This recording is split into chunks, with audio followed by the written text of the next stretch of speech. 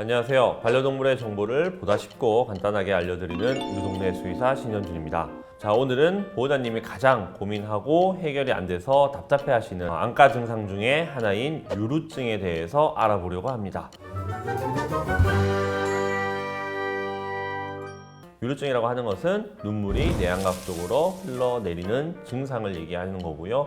이 증상을 통해서 눈물이 흐른 경로를 따라 털이 갈색으로 염색이 되어 이거를 눈물 염색 증후군으로 일컬어지기도 합니다. 자, 이럴 경우에는 아무래도 우리 아이, 귀여운 아이의 눈이 착색이 되니까 보기가 좀 싫고, 그리고 이것 때문에 주변 사람들이 이걸 지적할 경우에는 우리 보호자님들이 굉장히 속상하고, 그래서 빨리 해결을 좀 하고 싶어 하는 분들이 매우 많습니다. 다만 해결이 쉽지 않은 경우가 많고요. 실제로 여러 가지 시도를 해도 잘 낫질 않아서 굉장히 답답한 경우가 많이 발생을 하게 됩니다. 대부분의 보호자님들은 일단 사료를 교체를 해보기도 하고, 그리고 눈물 영양제, 눈에 좋다는 눈물 영양제도 먹어보기도 하고, 그리고 눈물약이라고 소위 불리는 약도 복용을 해보기도 합니다. 하지만 해결이 이 모든 거에도 안 되는 경우가 있습니다. 이럴 경우에는 어떤 것이 문제고 어떻게 해결해야 되는지에 대해서 간단하게나마 설명을 좀 드리려고 합니다. 일단 눈물이 흐른다라는 얘기는 정상적으로 눈물이 배출되어야 할 루트를 통해서 눈물이 배출되지 않는 것을 의미합니다. 우리가 이 부분을 확인하기 위해서는 두 가지 검사를 할 수가 있는데요.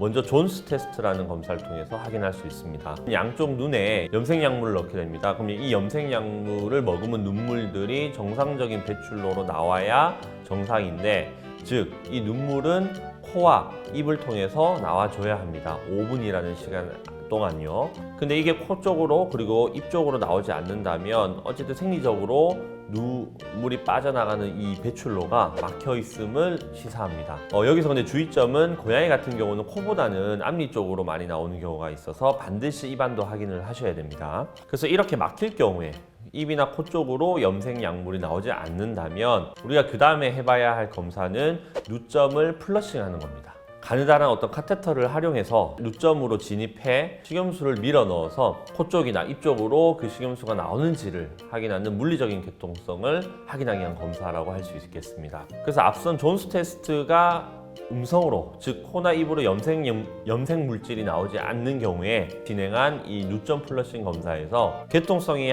확인이 되는 경우에는 이거는 생리적인 폐쇄로 규정을 하고요. 생리적인 폐쇄는 안쪽에 있는 안검이 말려 들어가 있는 안검 내번증이 있거나, 아니면 내안각 쪽에서 털이 삐져나와 눈물이 털을 따라 흐르는 경우를 얘기를 합니다. 누점으로부터 누관까지는 개통성이 확보가 되어 있지만 실제로 눈물이 누점을 통해 빠져나가지 않고 안검이 말려 있어서 흘러내리는, 그리고 천모에 의해서 털을 타고 흐르는 그런 상황들을 얘기를 하는 거고요. 만약 이 검사에서도 코나 입으로 나오지 않고 막혀 있는 상황이라면 이거는 물리적으로 막혀 있는 것으로 우리가 볼 수 있고, 이는 누점 저형성 혹은 누점 무형성증, 누관 폐색증, 눈악염, 그리고 종양, 그리고 낭종과 같은 물리적인 폐색을 일으킬 수 있는 질환을 생각을 해야 합니다.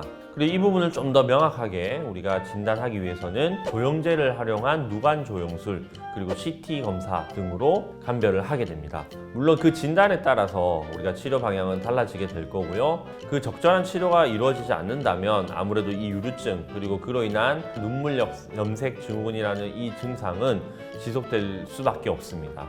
그래서 보호자님이 우리가 눈물이 어느 순간 타고 흘러서 갈색으로 착색이 돼 굉장히 속상하시다면, 그리고 사료와 보조제, 그리고 소위 눈물약이라고 하는 약으로도 도저히 관리가 안 되는 경우에는 병원에 내원하셔서 이런 검사들을 통해 정확한 진단과 감별을 하시고 그에 맞는 치료를 계획해서 해결을 해주시는 것이 필요하다고 하겠습니다.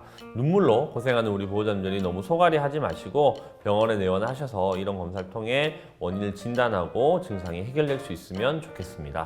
오늘의 영상이 도움이 되셨다면 좋아요와 구독을 많이 눌러주세요. 안녕.